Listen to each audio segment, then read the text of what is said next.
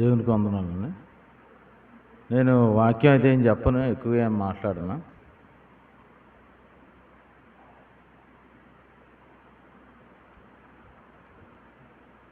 అయితే నేను చెప్పేది ఒకటే. ఇంతకుముందు ఒకసారి గాంధీనగర్లో మాట్లాడినప్పుడు కూడా ఒకే విషయం చెప్పాను. తల్లిదండ్రులు సంతోషపెట్టగలగాలి, అదొకటే నేను చెప్పేది.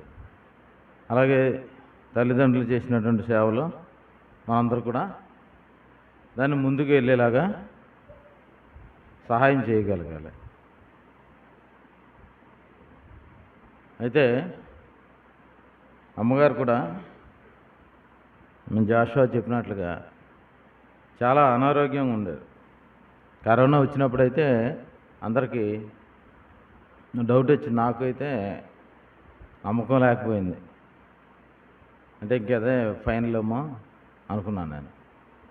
కానీ దేవుడు మళ్ళీ ఆరోగ్యం ఇచ్చి మళ్ళీ కొన్ని సంవత్సరాలు బ్రతకడానికి అవకాశం ఇచ్చాడు. ఆ ఇచ్చినటువంటి అవకాశాన్ని మనందరం కూడా సద్వినియోగం చేసుకోవాలి. ఇంతకుముందు ఎలా అయితే ఉండేదో జోగుంపేటలో ఉన్న సేవ పరిస్థితి, అదేవిధంగా మొత్తం అందరూ కూడా ఏకాత్మతో కలిసి అయ్యగారు ఉన్నప్పుడు ఏ రకంగా ఉండేది ఆ రకంగా కలిగి ఉండాలని నేను కోరుకుంటున్నాను. ఈ సందర్భంగా మనందరం కూడా అమ్మగారి కొరకు ప్రార్థన చేస్తూ మనం ఇక్కడ ఉన్నటువంటి అన్ని కుటుంబాలు కూడా